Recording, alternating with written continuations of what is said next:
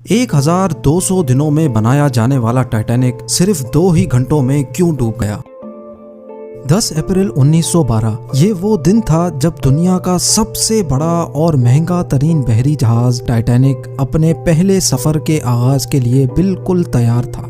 उस दिन Atlantic ocean बेहद पुरसुकून था और समंदरी तूफान आने का दूर दूर तक कोई चांस नहीं था। जहाज में 1500 पैसेंजर सवार भी हो चुके थे और लाखों लोग डॉक पर टाइटैनिक के पहले सफर का आगाज देखने के लिए खड़े थे।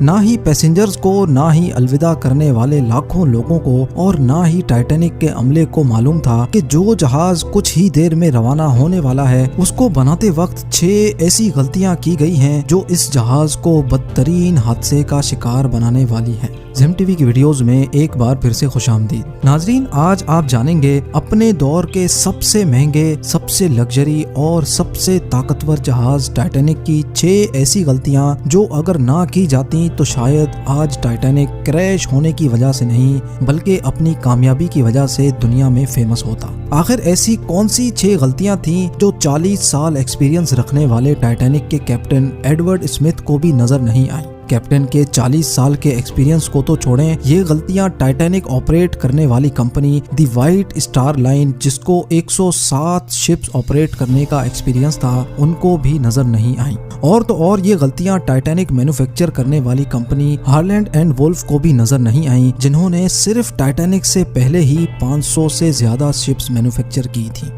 टाइटैनिक की कंस्ट्रक्शन 1907 में शुरू हुई थी और तकरीबन 3 साल का वक्त और 2000 वर्कर्स की मेहनत के बाद जहाज को तैयार कर लिया गया। अब जहाज पूरी तरह से तैयार हो चुका था, लेकिन इसको टेस्ट करने का फेज अभी बाकी था। टाइटैनिक बनाने वालों का उस पर भरोसा तब मजीद बढ़ गया जब टाइटैनिक ने अपना पहला टेस्ट रन कामयाबी से पार कर लिया था। टेस्ट पास करते ही पूरी दुनिया में मुख्तलिफ अखबारात में इसकी मार्केटिंग की गई, जिसकी हेडिंग थी अनसिंकेबल टाइटैनिक, यानी कभी ना डूबने वाला जहाज बना लिया गया है।